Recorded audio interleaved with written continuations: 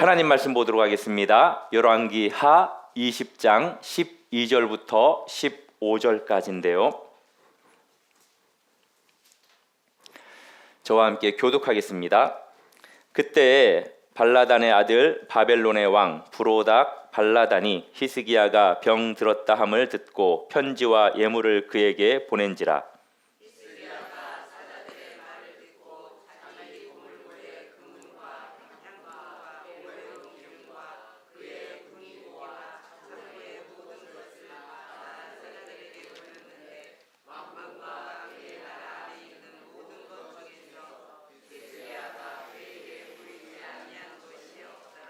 선지자 이사야가 히스기야 왕에게 나와 그에게 이르되 이 사람들이 무슨 말을 하였으며 어디서부터 왕에게 왔나이까?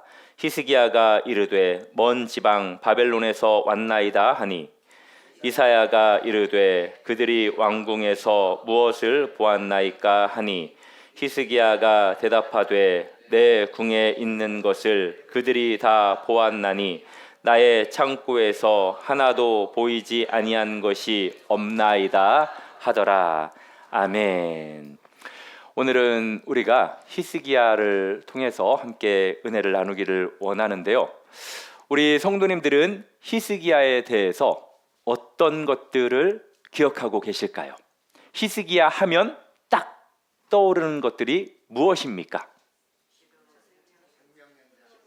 네, 기도를 통해서 15년 동안 생명을 연장받은 것, 그 어떠한 히스기야 왕의 사건보다도 이것이 우리들이 기억하는 우선순위일 거라고 생각이 듭니다. 왜 그러냐면 교회 학교 다닐 때에 들었던 설교가 이게 가장 많거든요. 그리고 우리 성도님들이 기억하는 유다 여러 왕들 가운데 히스기야 왕은 악한 왕이었습니까? 선한 왕이었습니까? 예, 선한 왕이죠. 그리고 또 히스기야 왕이 15년의 생명을 연장받을 때 구했던 그 기적도 혹시 기억하실까요? 무엇을 구했죠? 구한 게 없어요? 예, 해. 예, 그 해가 맞아요. 예, 그 해가 10도 뒤로 물러가게 해달라고 했을 때 해 그림자가 10도 물러가는 그러한 기적이 일어났죠. 우리가 이 정도만 일단 기억을 해도 되는데요. 대표적인 하나님 앞에 벽을 향해서 전심으로 눈물을 흘리면서 통곡하면서 기도해서 15년이라는 생명을 연장받은 하나님의 놀라운 은혜를 경험한 사람, 이것도 우리가 너무나도 잘 기억하죠. 예, 이것이 틀린 것이 아닙니다. 그런데 오늘 읽었던 이 본문을 통해서 그리고 히스기야 왕이 기도의 응답을 받은 그 이후의 삶에 대해서 우리가 좀 살펴보려고 합니다. 오늘 이 시간에 제가 이제 맨 처음에 드렸던 그 질문 때문에 우리 성도님들이 또 오늘은 금요 기도회니까 그래 내가 열심히 기도해서 히스기야 왕처럼 기도의 응답을 받으리라 라고 생각하신 분들은 조금 아쉬울 수도 있을지 모르겠습니다. 혹시 히스기야 왕처럼 그렇게 기도를 통해서 생명 연장을 하고 싶으신 분 계세요? 나중에 정말 내가 죽을 병에 걸려서 히스기야 왕처럼 그렇게 내가 기도하리라 라고 생각하시는 분 계실까요? 저도 옛날에 아팠을 때는 히스기야 왕처럼 기도해서 병을 낫고 싶은 그러한 생각도 있어서 정말 침대에 앉아가지고 벽 쪽을 향해가지고 기도를 했었던 적이 있었습니다. 생명 연장은 아니었지만 그렇게 흉내를 냈었던 적이 있었는데요. 오늘 말씀은 이 생명 연장, 히스기야의 간절한 기도, 그 이후의 기도 응답의 그 이후의 사건에 대해서 우리들이 좀 살펴보려고 합니다. 오늘 우리가 1절 읽지는 않았는데요. 1절에 보면 이렇게 기록이 되어 있습니다. 제가 읽어드릴게요. 그때 히스기야가 병들어 죽게 되매 아모스의 아들 선지자 이사야가 그에게 나와서 그에게 이르되 여호와의 말씀이 너는 집을 정리하라. 내가 죽고 살지 못하리라 하셨나이다. 무엇이 확정된 상황입니까? 죽음이 확정된 상황입니다. 선지자의 입을 통해 지금 하나님의 말씀이 선언이 되었습니다. 더 이상 여지가 없는 그러한 상황이죠. 히스기야 왕은 하나님 앞에 신실하고 선한 왕이었는데 그런 왕에게 지금 불치병이 찾아온 것입니다. 바로 이러한 상황 속에서 히스기야 왕은 하나님 앞으로 나아가서 통곡하며 기도합니다. 죽음의 공포 앞에서 흘렸던 히스기야 왕의 눈물은 진실했습니다. 거짓도 아니고 흉내도 아니었습니다. 아주 진실한 눈물을 하나님께서 보신 거예요. 그래서 열왕기하 20장, 오늘 20장 5절에 보면 내가 내 기도를 들었고 내 눈물을 보았노라. 내가 너를 낫게 하리니 라고 하나님의 그 기도의 응답을 15년이라는 생명 연장을 통해서 히스기야에게 응답을 해주시죠. 이것을 통해서 우리가 생명의 주권이 선지자의 예언에 있었던 것이 아니라 누구에게 있음을 발견할 수 있습니까? 하나님의 주권. 하나님께서 죽는다고 했더니 기도했더니 응답을 해준 거예요. 그러면 우리가 기도를 통해서 하나님의 주권을 약화시킬 수 있다라는 거예요? 그게 아니라는 거죠. 오히려 하나님께서 주권적으로 기도를 통로로 사용했다라는 것을 우리가 알 수 있습니다. 그래서 기도라는 것은 하나님의 주권에 도전하는 행위가 아니에요. 무엇입니까? 하나님의 주권 안으로 들어가는 것이 바로 기도입니다. 강력한 기도로 하나님께 응답받았어요. 솔직히 우리 성도님들도 지금 하고 있는 그 기도의 제목들, 히스기야 왕처럼 그렇게 강력하게 기도했었던 적 있습니까? 없습니까? 있죠. 저도 있어요. 솔직히 말씀을 드리면 하나님 앞에 차라리 내 생명을 거두어 가시든지 아니면 그 기도를 응답해 주시든지 히스기야 왕처럼 강력하게 하나님 앞에 기도했었던 적이 있었습니다.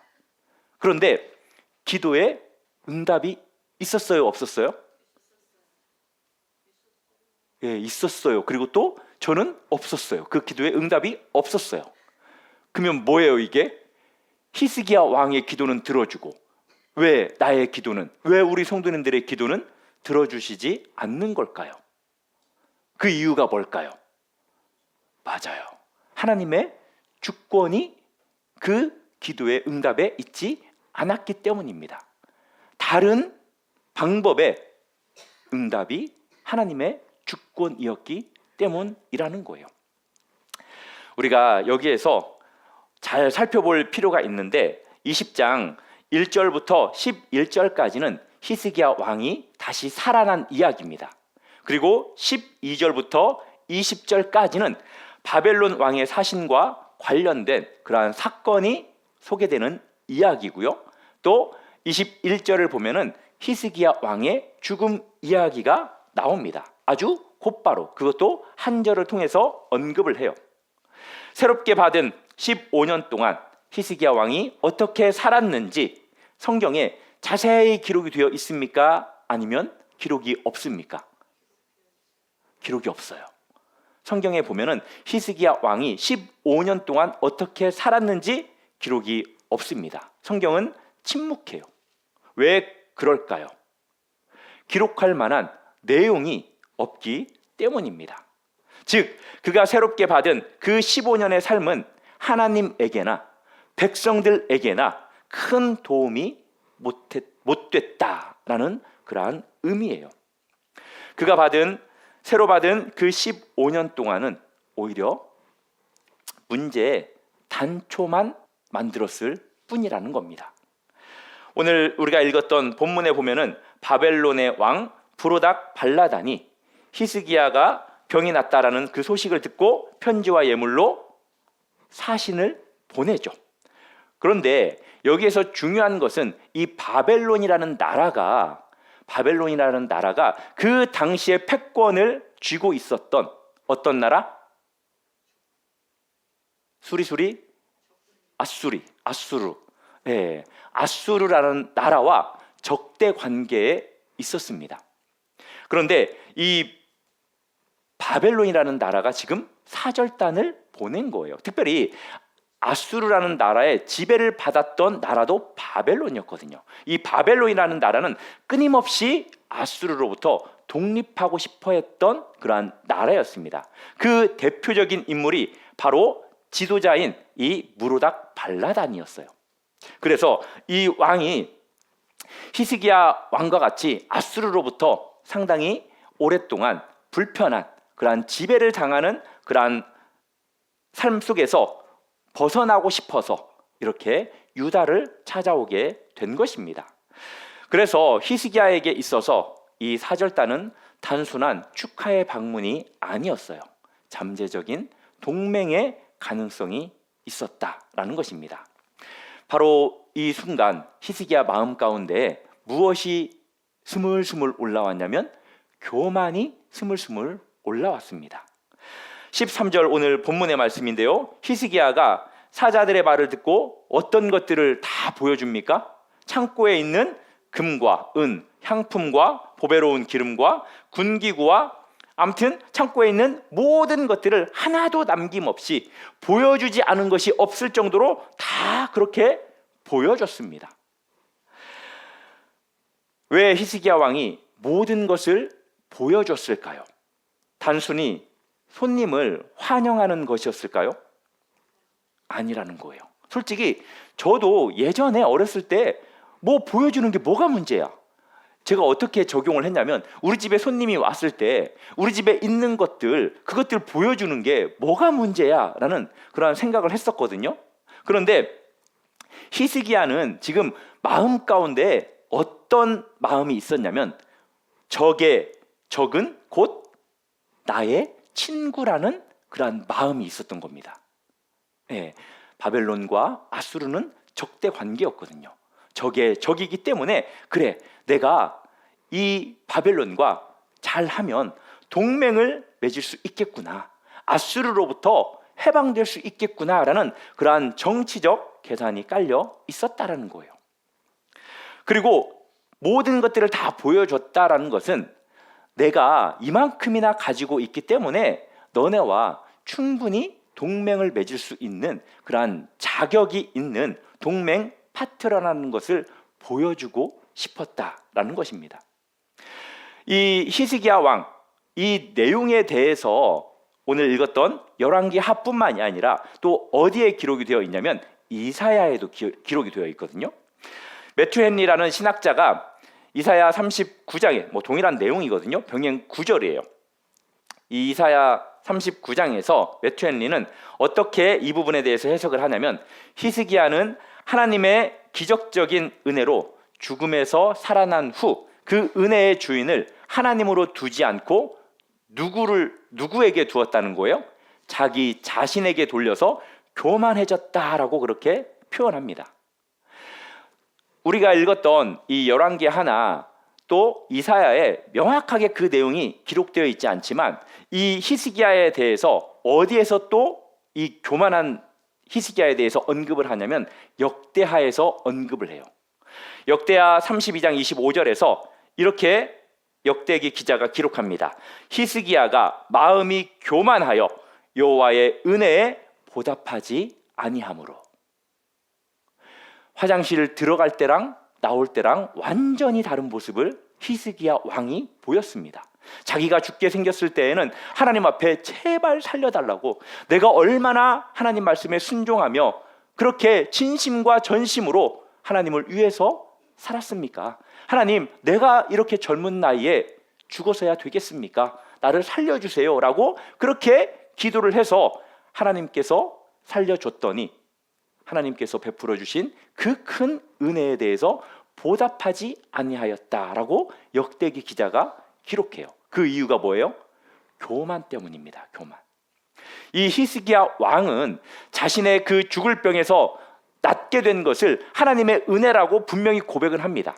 그렇지만 그 히스기야 왕이 하는 그 행동들은 하나님의 은혜에 대한 감사의 고백에 대한 행동들이 아니라는 거예요. 교만한 모습이라는 것을 볼 수 있습니다. 즉, 이 사절단들을 맞이한 이 히스기야 왕은 결국 마음속에 어떤 속마음을 가지고 있었냐면은, 봐라, 내가 이 나라의 왕이다. 내가 이렇게 많은 것들을 소유한 왕이다. 너랑 나랑 친구하자. 우리 아수르로부터 독립하자. 같이 힘을 모으자. 라고 그렇게 교만을 지금 보여주고 있는 겁니다. 히스기야는 왕이었습니다. 어떠한 문제가 생겼을 때 왕으로서 분명히 자문을 구해야 하는 사람이었어요. 누구에게요? 하나님에게. 그리고 그 당시에 선지자였던 이사야 선지자에게 자문을 구해야 했습니다. 그렇지만 하나님 앞에 기도하지도 않고 선지자에게도 물어보지도 않고 그렇게 바벨론 사신에게 자신의 모든 보물과 군사력을 적나라하게 적군에게 다 그렇게 보여준 것입니다. 하나님의 은혜를 받은 사람이 그 은혜의 내용을 다시 하나님 앞에 돌려드리지 않고 자기 자신을 높이고 있었다라는 거예요. 사랑하는 성도 여러분, 간절히 기도할수록 이 부분에 대해서 조심하셔야 됩니다. 내가 그렇게 해서 기도 응답을 받았다라는 것을 조심하셔야 돼요. 만약에 간절함으로 기도 응답 받고 싶다면, 간절하게 기도해서 기도 응답이 된다면 솔직히 40일이라도 금식 안 하시겠어요? 열흘이라도 3일이라도 금식 안 하시겠어요? 네. 우리가 간절하게 기도해서 응답을 받을수록 더 조심하시기를 바랍니다. 왜냐? 그 기도의 응답이 잘못하면 자기 의의 근거로 바뀔 수 있기 때문이에요. 나중에 우리가 간증을 통해서 하나님 앞에 영광 돌린다고 하지만 까딱 잘못하면 정말 백지 한 장 차이죠. 하나님 앞에 영광을 돌리는 것이 아니라 그것이 뭐가 됩니까? 자기 의가 되는 경우가 많다라는 거예요. 그래서 하나님께서 베풀어 주신 은혜를 고백할 때 상당히 마음에 하나님의 영광을 우선으로, 그리고 듣는 상대방에게도 하나님께서 베풀어 주신 그 하나님의 은혜라는 것을 드러낼 수 있도록 그렇게 이야기를 간증을 해야 된다는 것입니다. 선지자 이사야가 이 히스기야의 행동을 보고 어떻게 반응합니까? 책망하죠. 바벨론이 언젠가 와서 이곳의 모든 보물을 다 가져가고 자녀들을 포로로 잡아갈 것이다 라고 그렇게 하나님의 말씀을 예언을 합니다. 그런데 이 선지자의 엄청나고도 무서운 그 예언의 이야기를 들었던 히스기야의 반응 아시죠? 우리 성도님들 같으면 이렇게 반응하면 두려워하는 게 당연합니다. 하나님 앞에 회개하는 게 당연해요. 그런데 히스기야 왕이 이사야 39장 8절에 보면은 이렇게 고백을 해요. 같이 한번 읽어보시겠습니까? 시작.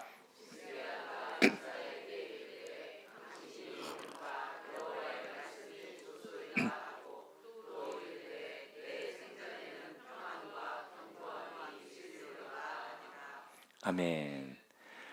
참 이 말씀을 접할 때마다 얼마나 무책임합니까? 그렇지 않아요? 좀 화가 나지 않습니까? 예, 명색이 왕이라는 사람이, 한 나라의 지도자라는 사람이 자기만 안전하면 된다라는 거예요. 자기의 자녀 손들 뿐만이 아니라 백성들까지도 당할 그 위협, 그 고통, 이것들은 자기만 평안하면 된다라고 아무렇지 않게 여기는 이 히스기야의 모습을 보면은 참 마음이 찰떡을 먹은 것 같아요. 답답합니다. 예. 바벨론이 언젠가 와서 유다를 멸망시키고 백성들을 포로로 끌려갈 것이라는 하나님의 그 무거운 경고를 듣고도 히스기야는 4날 동안만 평안하면 되지 뭐, 나만 두 다리 뻗고 잘 지내다가 천국 가면 되지 뭐 라고 그렇게 생각을 한다라는 거예요. 이것은 단순한 안일한 마음이 아니에요. 이 마음도 어떤 마음이냐면 교만한 마음이에요. 후대의 고통은 자신의 문제가 아니라고 여기는 마음. 이 순간 히스기야는 두 가지 모습을 보이죠. 먼저는 하나님의 영광을 드러내지 않고 자기의 영광을 과시한 것. 또 하나는 하나님의 경고를 듣고서도 자신만을 중심적으로 생각하는, 후대에 비치는 재앙을 외면한 그러한 모습을 지금 보여주고 있는 겁니다. 그리고 여기에서 오늘 본문의 가장 날카로운 부분이 드러나는데, 그건 뭐냐? 히스기야의 그 교만이 낸 열매가 있어요. 그게 뭐냐? 바로 그의 아들, 누굽니까? 종교세, 문화세, 성전세. 뭐 그게 그 질문인데, 문화세죠. 히스기야가 15년의 생명을 연장받았습니다. 3년이 지난 후에 누가 태어나냐면 문하세라는 아기가 태어납니다. 열왕기하 21장 1절에 보면은 문하세가 왕이 될 때 나이가 12세라. 예루살렘에서 몇 년간 다스렸습니까? 55년간 다스렸어요. 참 오랫동안 왕으로서 통치했습니다. 그런데 이 문하세는 유다 왕들 가운데 어떤 왕에 속하는 줄 아시죠? 악한 왕에 속했어요. 정말로 악한 왕이었습니다. 유다 왕 중에서도 가장 악한 왕이라고 해도 과언이 아닌 인물이에요. 그래서 성경 기자는 이렇게 평가합니다. 열왕기하 21장 11절인데요. 유다 왕 문하세가 이 가증한 일과 악을 행함이 그 전에 있던 아모리 사람들의 행위보다 더욱 심하였고 또 그들의 우상으로 유다를 범죄하게 하였도다. 이방 아모리 그러한 사람들의 행위보다도 너무너무 악하고 가증한 일들을 행했던 왕이 바로 이 문하세예요. 그것도 몇 년 동안? 55년 동안. 하나님도 얼마나 마음 아팠을까요? 그리고 백성들은 얼마나 고통스러웠을까요? 백성들에게 큰 짐을 져준 인물이 바로 문하세입니다. 그런데 이 시발점이 뭐예요? 바로 히스기야 왕의 그 교만함. 하나님께서 베풀어 주신 그 큰 은혜를 통해 하나님 앞에 영광을 돌리지 않고 영광을 가로챈 그 히스기야 왕의 그 교만함 때문에 이렇게 이스라엘 백성들이 바벨론 포로로 끌려가게 되었다라는 것입니다. 만약 히스기야 왕이 제때 죽었으면 어땠을까요? 네, 저도 그 생각해요. 진짜 그때 갔었어야 되는데 참 왜 하나님은 이렇게 생명 연장을 시켜주셔서 이렇게 문하세를 태어나게 했을까? 그때 갔으면 문하세가 태어나지 않았을 텐데. 이것을 보면서 하나님께서 생명을 연장해 주신 것은 일단은 은혜입니다. 그렇죠? 얼마나 큰 은혜입니까? 그런데 그 시간 안에서 그 시간 속에서 무엇이 싹트기 시작했냐? 악의 씨앗이 싹트기 시작했다라는 것입니다. 히스기야는 자신의 생명 연장에는 크게 기뻐했을 것입니다. 그러나 그 연장된 시간 안에서 하나님이 아닌 자신의 그 교만함이 결국 자녀들을 제대로 양육하지 못했다라는 거예요. 다음 세대를 거룩하게 준비시키는 데는 실패하고 말았다라는 것입니다. 하나님의 은혜를 받은 후에도 그 은혜의 주인을 하나님으로 여기지 않고 자신을 높이고 후대에 그 재앙을 외면한 것, 이것이 큰 죄라는 거예요. 오래 살았던 것이 히스기야에게 결국에는 유익입니까? 아니면은 유익하지 않은 것입니까? 유익하지 않은 거라는 거예요.